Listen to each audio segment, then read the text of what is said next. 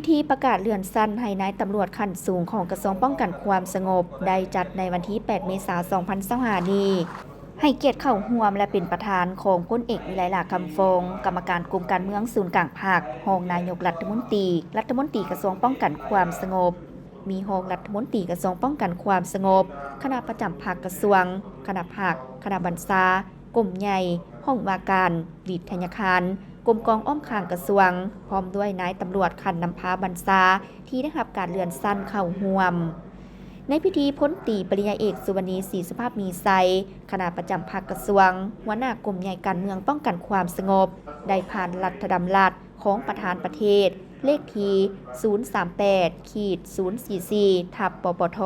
ลงวันที่ 2 เมษายน 2025ว่าด้วยการเลื่อนสั้นนายตำรวจสั้นพันเอกขึ้นสั้นพลจัตวาจำนวน7 สหายในนี้มีพลจัตวากี้จันทวงศารองหัวหน้าห้องว่าการกระทรวงป้องกันความสงบพลจัตวาแสงทองเกื้อบุญลำรองหัวหน้าห้องว่าการกระทรวงป้องกันความสงบพลจัตวาสาลีพุทธวงศ์รองหัวหน้ากรมใหญ่ตำรวจพลจัตวาสุนทรราชสมบัติรองหัวหน้ากรมใหญ่พลาธิการพลจัตวาค้ำแฝงวันดีไซหัวหน้ากรมคุณครัววิทยาศาสตร์และประวัติศาสตร์พลจัตวาจันทรแก้วมณีวงศ์หัวหน้ากองบัญชาการป้องกันที่ตั้งและพลจัตวาสุขนิรันดรกุลละวงศ์หัวหน้าอำนวยการวิทยาคารการเมืองป้องกันความสงบ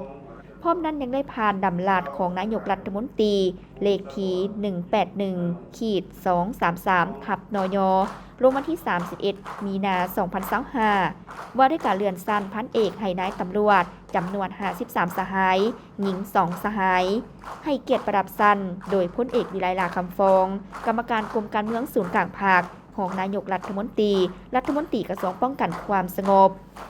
โอกาสนี้พลเอกวิไลลาคำฟงได้แสดงความย่องยอสมเสยพร้อมทั้งให้ทิศซี่นำต่อนายตำรวจขั้นสูงที่ได้รับการเลื่อนสั้นในครั้งนี้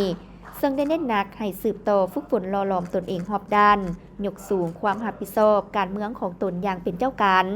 เป็นหลักแรงการเต้าโฮมความสามัคคีภายในให้แน่นแฟ้นสุมใส่แบบแผนวิธีเฮ็ดเวียกให้หัดกุมและต้องปฏิบัติตามหลักการรวมศูนย์ประชาธิปไตยเฮ็ดเวียกเป็นหมู่คณะแบบแผนการเฮ็ดเวียกต้องมีขั้นตอนและมีจุดสุ่มเพื่อพร้อมกันปฏิบัติหน้าที่การเมืองของตนให้มีผลสำเร็จ